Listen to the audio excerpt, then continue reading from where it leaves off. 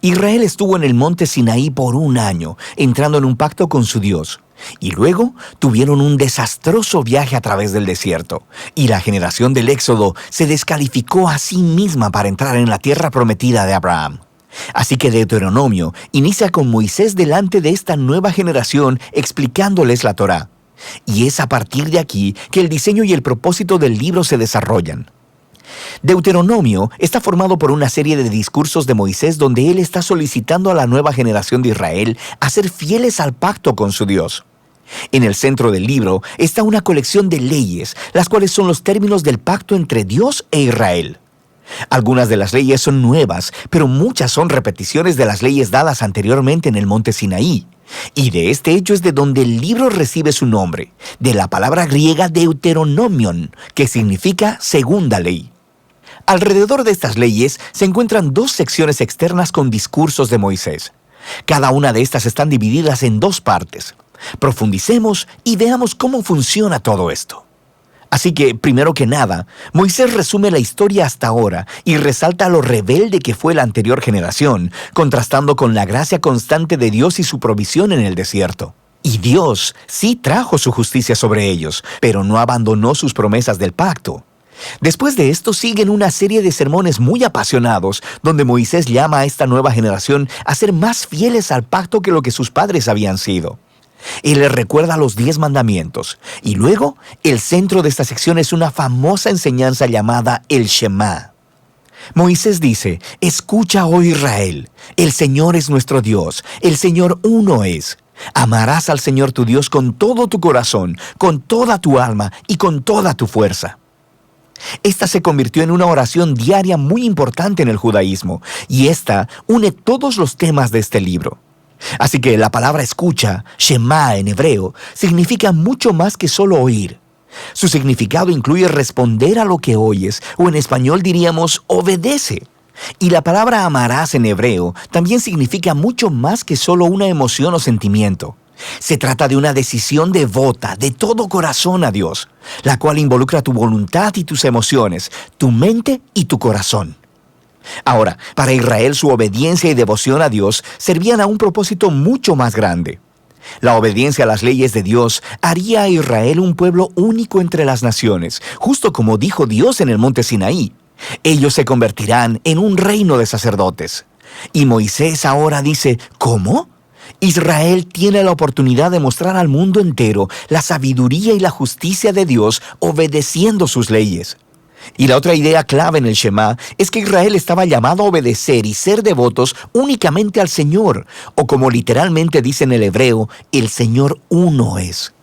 Ahora, tomando en cuenta el contexto, el punto central es que el Señor es el único Dios a quien Israel debe adorar y obedecer.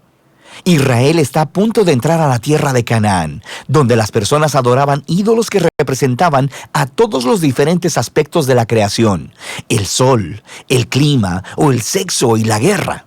Y en la perspectiva de Moisés, el adorar a esos dioses degrada a los humanos y destruye las comunidades. Pero adorar al Dios de Israel, quien es el Creador y el Redentor, esto guiará a la vida y a la bendición. Y así llegamos a la gran colección de leyes en el centro del libro, y estas están más o menos acomodadas por temas. Así, la sección inicial es acerca de la adoración de Israel a su Dios. Ellos debían tener un templo central donde el único Dios sería adorado. Y Dios también debía ser adorado mediante el cuidado que Israel proveyera a sus pobres. Por ejemplo, todos los israelitas debían apartar 1/10 de su ingreso anual para el templo, pero otro 10 debía apartarse cada 3 años y ser dado a los pobres. Y estas eran la clase de leyes que ponían a Israel en la vanguardia de la justicia en comparación con sus antiguos vecinos. Y todo estaba conectado con la adoración a Dios. La siguiente sección describe las cualidades de carácter de los líderes de Israel. Así que los ancianos, los sacerdotes y los reyes estaban bajo la autoridad de las leyes del pacto, las cuales Dios dijo que Él haría cumplir enviando profetas para pedirle cuenta a los líderes.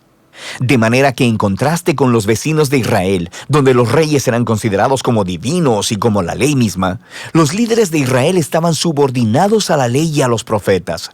Lo que continúa es una larga sección de leyes acerca de la vida civil de Israel.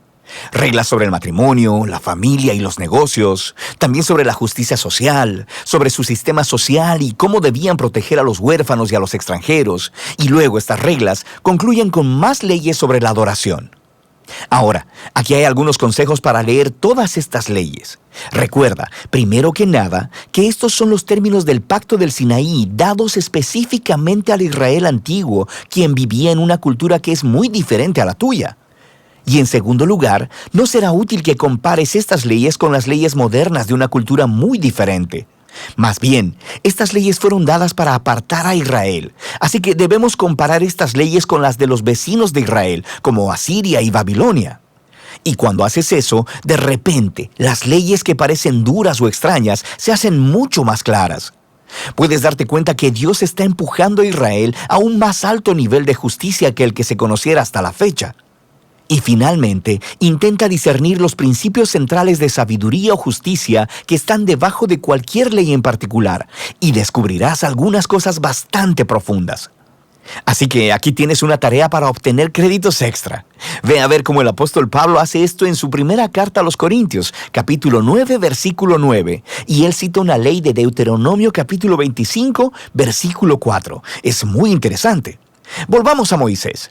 Después de abordar todas estas leyes, emite el reto final de que Israel debe escuchar y amar a su Dios. Él emite primero una advertencia y un ultimátum.